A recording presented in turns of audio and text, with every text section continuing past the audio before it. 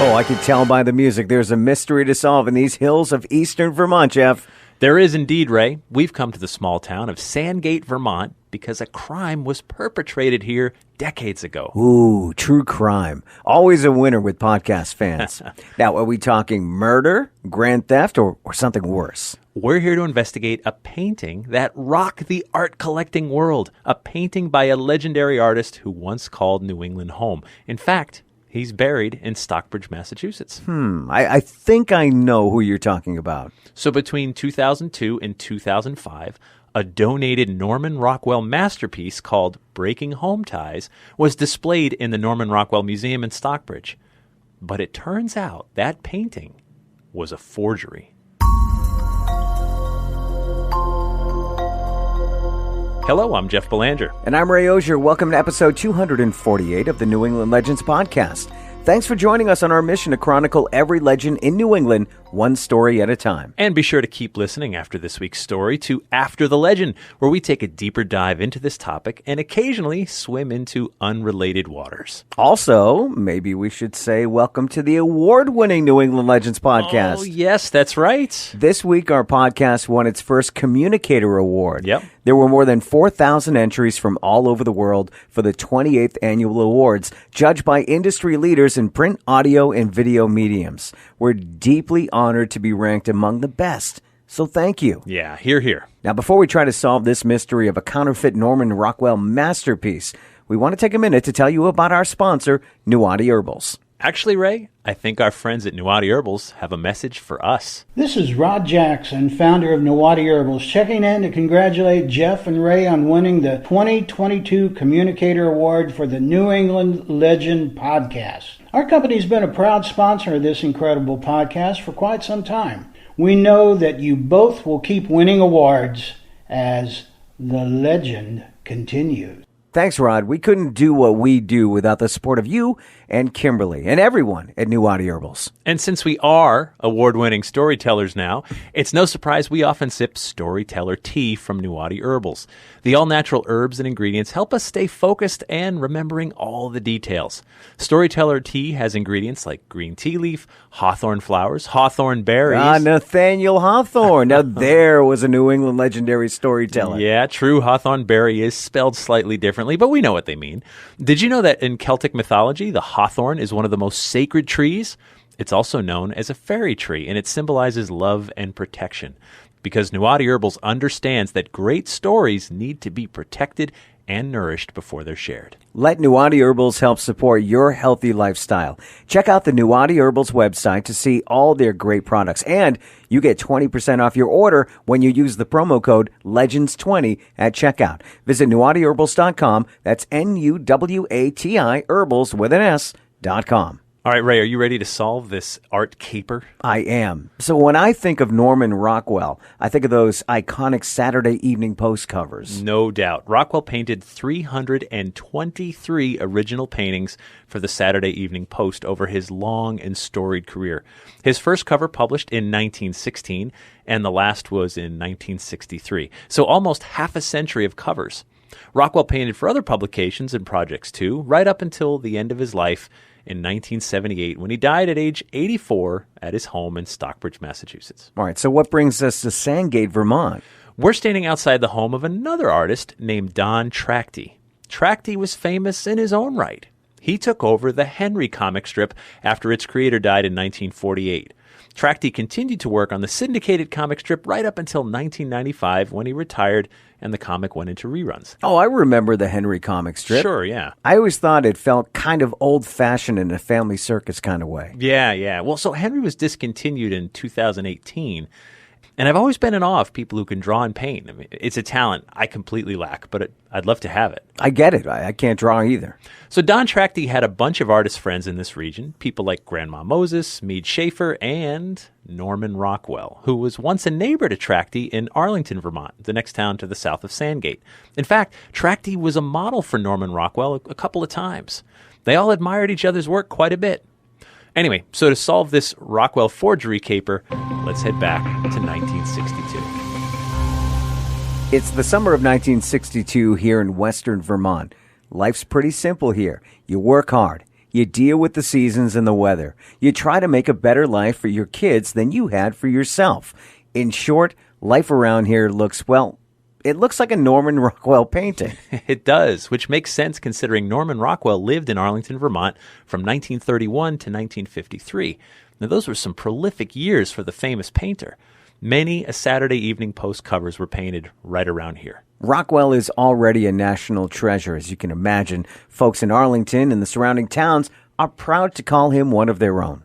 Even though Rockwell was born in New York City, folks in western Vermont are willing to look past that. Don Trattou has just walked into a local art gallery, one that proudly displays a Norman Rockwell original, a painting called Breaking Home Ties, which graced the cover of the Saturday Evening Post on September 25th, 1954.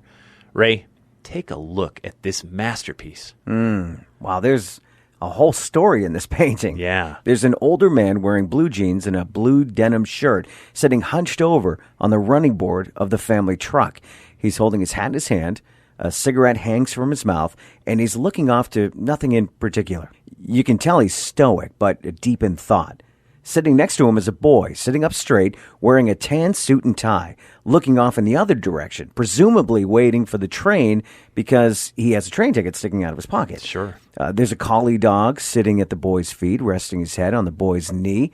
And there's a suitcase between the boy's feet with a red sticker that says, "State U" on it. It's incredible how Rockwell has captured the emotion of this moment. Yeah, you don't need to be an art snob to see this working-class father is sending his boy off to college. Right. Probably the first person in the family to go to college. There's pride and sadness. It's all there in this 44-inch by 44-inch painting. And we're not the only ones enamored by Rockwell's Breaking Home Ties painting. Don Trattou is mesmerized too. He's so mesmerized, it looks like he's going to purchase his friend's painting. Trattou hands over $900 and walks out the proud owner of a Rockwell masterpiece. That $900 is a lot of money for a piece of art. It is, no question. But this art means a great deal to Don. His friend painted it. It's a masterwork from an American treasure. Even if the high price causes a little rift at home about the extravagant spending, he still believes it's worth it. Back at his Sandgate, Vermont home, Don hangs his new art treasure on his wall in his studio. It's inspiring to see such a masterwork nearby as he spends his days drawing the Henry comic strip for newspapers all over the country. It's 2 years later, and demand for Norman Rockwell originals is only getting bigger. An art collector reaches out to Don Trattou and offers him $35,000 for his Breaking Home Ties painting. So his $900 investment just 2 years ago is now worth $35,000? That's right. So the stock market couldn't offer a return like that, not in its best years. That's amazing. Norman Rockwell thinks so too. Rockwell tells Trattou he's a fool for not taking the money. Don's wife also seems eager for them to cash in. I mean, they're not poor, but the life of a cartoonist doesn't exactly make the family overly wealthy either. For Don, this painting represents more than just money. It's an artistic treasure. It was created by his friend. It means more to him to have it on his wall. It's Don's most prized possession.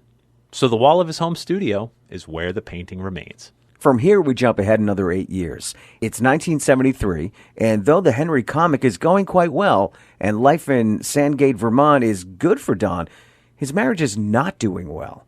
Don and his wife are going through a divorce. And as can happen during these troubled times, couples will argue as they divide up their assets. Don is most concerned with his Norman Rockwell painting and 7 other original paintings he's acquired from some of his artist friends. So this is difficult, right? I mean, if the Rockwell painting was worth $35,000 8 years ago, who knows what it could be worth today in 1973? Plus 7 other originals? Let's say all of them together are appraised for $500,000, a number I'm truly pulling out of the air. Okay. Don Trattou paid nowhere near that amount for them, and the only way they're worth that hefty sum is if someone's willing to pay it. Right, I follow. So if you and I were getting divorced, it would follow that I would buy out your half of the paintings for $250,000. Okay, checking your math. Yeah, that sounds about right. Well, what if I don't have anywhere near that kind of money to buy you out? And plus, we still have the house to divide and everything else. Yeah, I see your point. It's not like a retirement fund that has a certain amount of money in it, and we each take half. Exactly. So ultimately, it's decided that 8 paintings will become the possession of their 4 children. It's an agreement that both people can live with. So it's decided in court. And life goes back to the new normal for the divorced family. Don goes back to drawing Henry and admiring the Norman Rockwell painting that he no longer technically owns. From here, we're going to jump ahead almost 3 decades to 2002. The Henry comic strip stopped in 1995, and Don has mostly been living the retired life. Now 86 years old, Don Trattou and his family agreed to loan his Breaking Home Ties painting for display in the Norman Rockwell Museum in Stockbridge, Massachusetts. And the Rockwell Museum is thrilled to display such a masterpiece. Museum patrons are thrilled to see it, but... What? I'm sure it's nothing. Come on, what's going on? Well, some of the experts, they're concerned. Some of the colors seem a little bit off from the original Saturday Evening Post cover. Well, couldn't that just be from printing? Coloring wasn't perfect on those printing presses back in 1954. Yeah, that's true. I'm sure it's nothing, but some have their doubts about this painting. Still, it hangs on these hollowed halls for the next 4 years. Some so-called experts may have their doubts, but the patrons love seeing the work. Some even suspect the curator of the Rockwell Museum of maybe making a forgery and hiding away the original for private sale. I mean, rumors will fly when there's doubts, I suppose. Don Trattou dies May 4th, 2005. He was 89 years old. Meanwhile, Don's children hang on to the family homestead in Sandgate, Vermont. Still means something to them. It's almost a year later, in March of 2006, when Don's children are cleaning up their father's old studio. That's when Trattou's sons, Dave and Don Jr., notice a strange gap in the wood paneling on one of the walls in the studio. When they give it a shove, a false wall suddenly slides open. And there before them are 8 original paintings, including Norman Rockwell's Breaking Home Ties. The brothers' mouths hang open as it dawns on them everything that's happened. And that brings us back to today. All right, so the painting in the Rockwell Museum in Stockbridge was a forgery. It was. Don Trattou painted replicas of those original paintings, we suspect, because he didn't want to lose them to his estranged wife in the divorce. And perhaps he was concerned his children, being the legal owners, might do something foolish. We'll never know. Don never left a note explaining why. He took that secret to his grave. Okay, are you ready for this? I'm ready. Now, in 2006, months after finding it, the Trattou children sold Norman Rockwell's Breaking Home Ties at auction for $15.4 million. Whoa. That's the highest price ever paid for a Rockwell original at the time. It sounds to me like they didn't do anything foolish. No, they got rich. Art is so subjective. I could look at one piece of art and be moved to tears. You might look at that same thing and say, meh.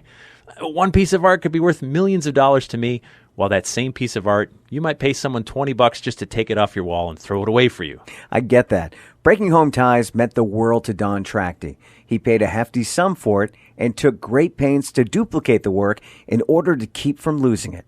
But in the end, you can't take it with you when you die.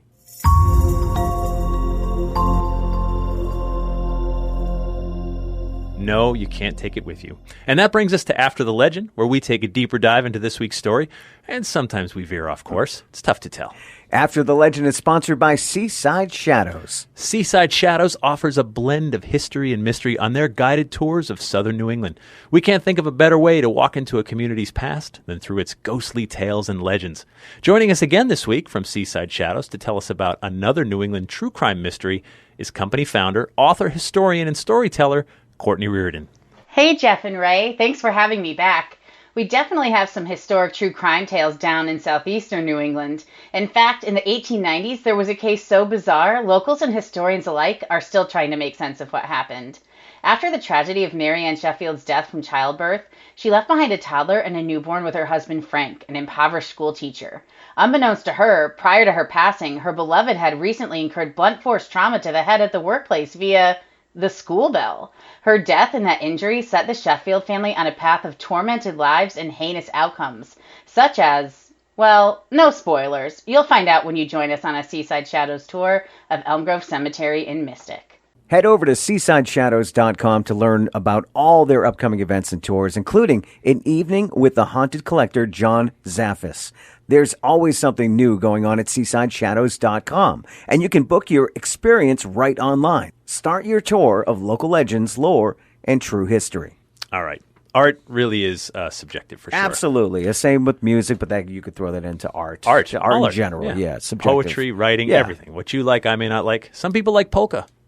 That's an art. It's a form of art. It is. It is. You're right. Can't deny that. What? Rap. At Oktoberfest, I am a fan of polka. Everybody loves polka and at Oktoberfest. no other time of year, I don't think so. So some people did suspect the Norman Rockwell Museum curator of creating this forgery. This poor guy or gal. I don't know. I'm not sure either. But it was Don Trattou all along. And here's the crazy thing. If I were to ask you what's the most famous painting in the world, you would say Mona Lisa. Mona Lisa, of course. And I think the reason for that is that it was stolen. In 1911, it was stolen from the Louvre, and it was missing for 2 years. And it became an international incident. Paris said, we've got 60 police officers working on this. It was an embarrassment. How could the Louvre lose this Da Vinci masterwork? And finally, the thief tried to sell it to an art dealer in Italy 2 years later. And the art dealer's like, you just brought me the hottest painting on Earth now because everybody's looking for it. And he was arrested. And it was returned to the Louvre. And, of course, it became this famous thing. I've seen the Mona Lisa. Do you think it's real? Do you think the one you saw is indeed real? At this point? I have. You know what? Maybe. I know that there's been a lot of speculation that there's they've made really expert forgeries that they put out sometimes and don't put out. I don't know. I don't think anything is original anymore. I have no clue. It's all in a bunker for the end of the world. Here's what I do know. When you walk down this grand salon in the Louvre, and there's these huge paintings all around you, amazing works. You're just like, wow. I mean, everything is bigger incredible. than life, bigger than life, and literally huge. I mean, some of these paintings are 15 feet tall, 10 feet wide, huge. And then there's this big wall, with this tiny painting that's probably like maybe 2 feet by 2 feet. And it's the Mona Lisa. Wait a minute, 2 feet by 2 feet? Yeah, it's like... Yeah. So when we see the Mona Lisa in movies, it's much bigger. Well, I'm just telling you what I saw, right? That's amazing. It's not very big. And it's on this wall all by itself. There's nothing else around it. Yeah. And there's a huge mob of people around to see the Mona Lisa. And you stand there and you're like, okay... Right, like there it is, and it's incredible that I'm in the. It's like a celebrity. It's like you're meeting, in the presence of greatness. Yeah, it's like meeting Lady Gaga, and you're like, wow, you're 5'1", like right. You seem bigger than life, right? But you're this little thing that's such a powerhouse. So everybody's there because it's famous. And I mean, I'm no art critic. I'm the last person on earth. But walking through this salon, I'm like, I don't know. That painting over there by someone I've never heard of looks way more amazing to me than this Mona Lisa. I have friends who are artists, right? And I've seen better work. My opinion, of course. Of course. Yeah. Yeah, right. No, I get it.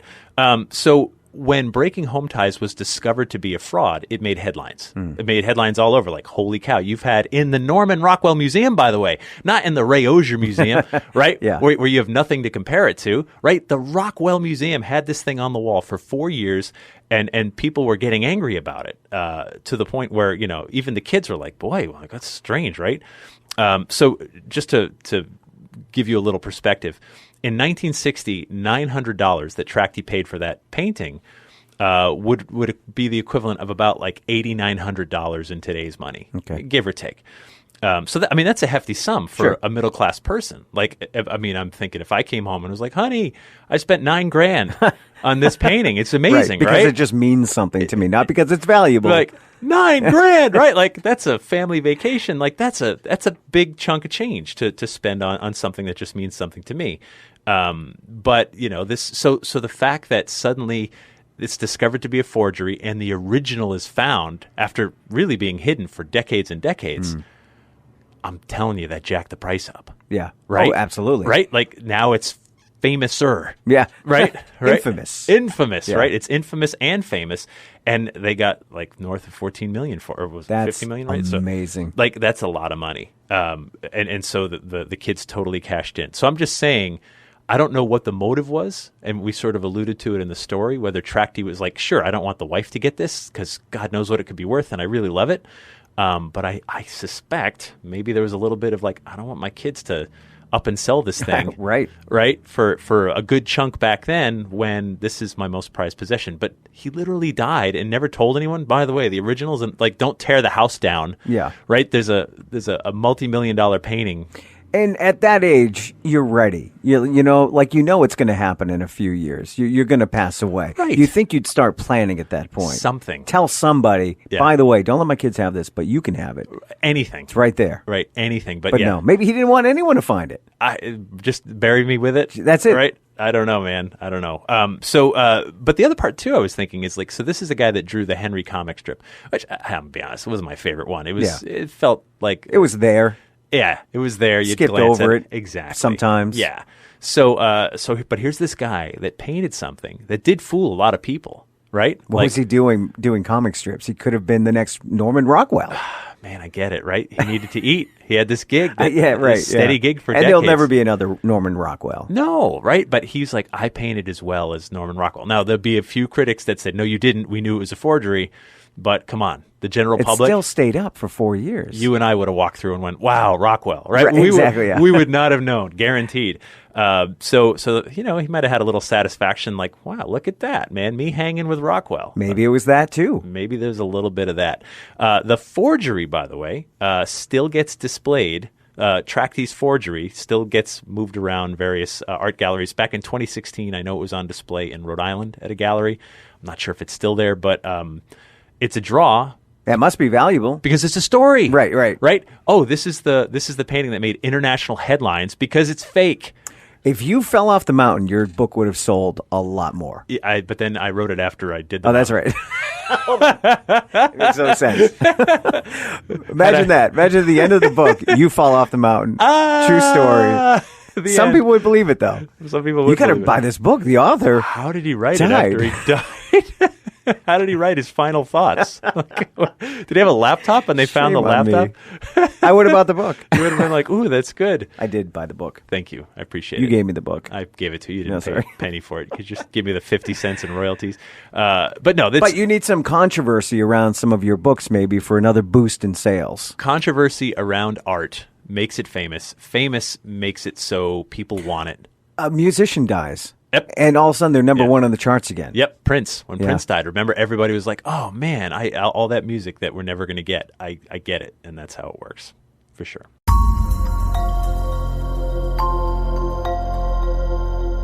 Please be sure to subscribe to our podcast wherever you get your podcast because it's free. And be sure to share these episodes with a friend or two. It's how our community continues to grow. We would like to thank our sponsors, Nuwadi Herbals and Seaside Shadows. We'd like to thank our Patreon patrons. Head over to patreon.com/New England Legends to get early access to new episodes, plus bonus episodes and content that no one else gets to hear. And our theme music is by John Judd. Until next time, remember, the bizarre is closer than you think.